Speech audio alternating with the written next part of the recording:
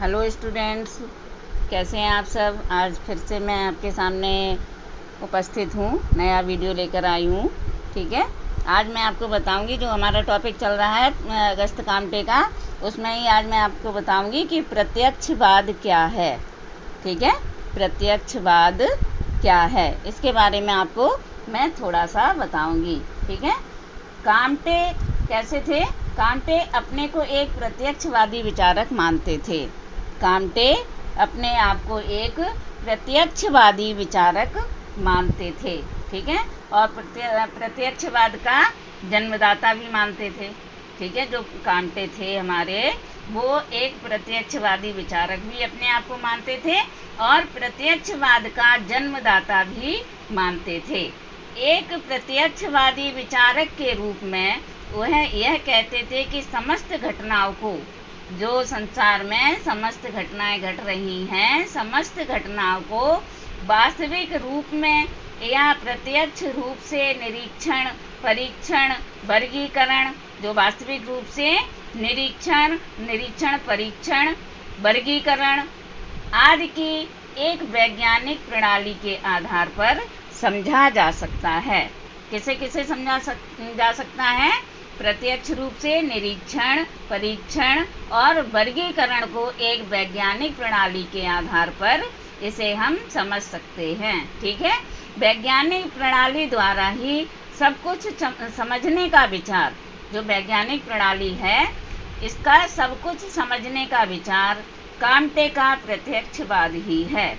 ये जो घटनाएं हैं, संसार में घटने वाली घटनाएं हैं, इन सब का विचार कामटे का प्रत्यक्षवाद ही है। कामटे के प्रत्यक्षवाद को हम इस प्रकार से परिभाषित ऐसे करके आपको समझा सकते हैं। ठीक है, एक परिभाषा है, मैं आपको बताऊंगी कि प्रत्यक्षवाद का तात्पर्य उस मत की विचारधारा से है। प्रत्यक्षवाद का तात्पर्य उस मत की विचारधारा से है जिसके अंतर्गत निरीक्षण, परीक्षण, वर्गीकरण आदि पर आधारित वैज्ञानिक पद्धतियों द्वारा घटनाओं का अध्ययन व विश्लेषण कर उनको संचालित एवं निर्देशित करने वाले नियमों को पता लगाने पर बल दिया जाता है। किसको पता लगाने का बल दिया जाता है? किसे? निरीक्षण, परीक्षण और वर्गीकरण। ठीक है, ये था प्रत्यक्षवाद। एक इसमें परिभाषा है किसकी? चैम्बलिस की। डॉक्टर चैम्बलिस ने कामटे के प्रत्यक्षवाद की जटिलता से यह कहा है, जटिलता से इनके लिए यह कहा है कि कामटे का प्रत्यक्षवाद उच्च स्तरीय अमूर्त धारणा है। उच्च स्तरीय अमूर्त धारणा है। धर्म, जनतंत्र, रूढ़ियाँ आदि अन्य ऐसी गुणवादी धारणाओं की भांति इसके इतने अधिक अर्थ माने गए हैं कि इसका अर्थ स्पष्ट नहीं हो सकता। किसके? जो इनका उच्च स्तर है अमूर्त धारणा का, इसके इतने अधिक अर्थ माने गए हैं कि इसका अर्थ स्पष्ट नहीं हो सकता। इसी के आधार पर हम आपको प्रत्यक्षवाद की विशेषताएं बताएंगे। जो प्रत्यक्षवाद की आधारभूत विशेषताएं या मान्यताएं हैं, वो आज हम आपको बताएंगे कि प्रत्यक्षवाद की मान्यताएं कौन कौन सी हैं। पहली तो विशेषता है सामाजिक घटनाओं के लिए निश्चित नियम उत्तरदायी है।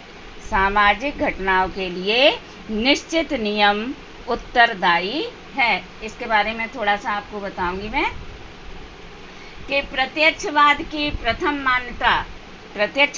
प्रथम मान्यता माना है कामटे ने। इसे प्रत्यक्षवाद की प्रथम मान्यता या विशेषता माना है कि प्राकृतिक घटनाओं के समान सामाजिक घटनाएं भी आकस्मिक न होकर, दोबारा सुने, कि प्राकृतिक घटनाओं के समान सामाजिक घटनाएं भी आकस्मिक न होकर पूर्व निश्चित सामाजिक नियमों से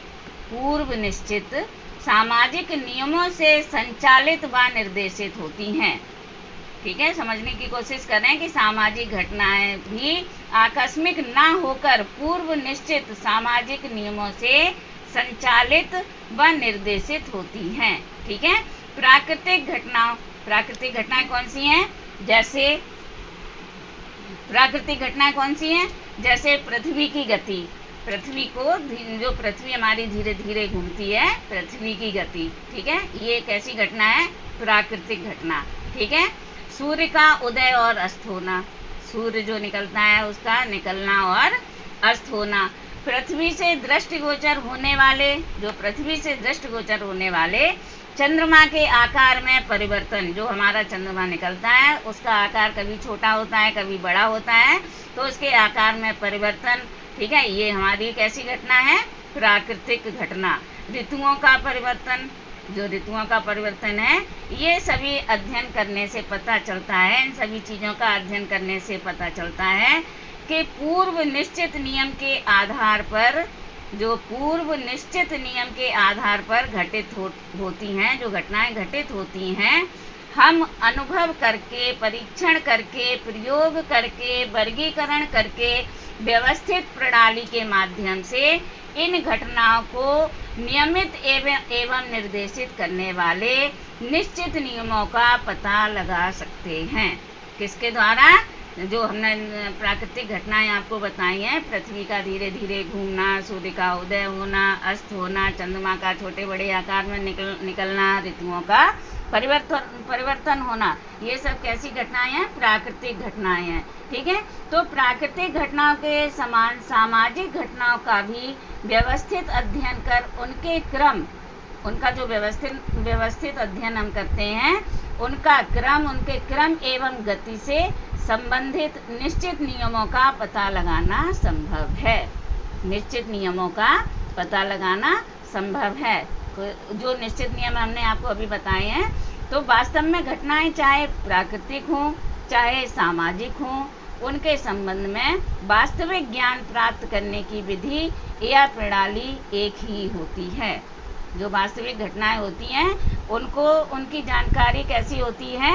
एक निश्चित प्रणाली के रूप में होती है। हाँ, उसकी शाखाएं या उसका प्रयोग भिन्न भिन्न हो सकता है, उसकी शाखाएं अलग हो सकती हैं या उसका प्रयोग उसका अलग अलग हो सकता है। इस प्रकार से बिल्कुल यह स्पष्ट हो जाता है कि प्रत्यक्षवाद के अनुसार प्राकृतिक घटनाओं के समान सामाजिक घटनाएं भी पूर्व निश्चित नियमों द्वारा संचालित तथा निर्देशित होती हैं, ठीक है।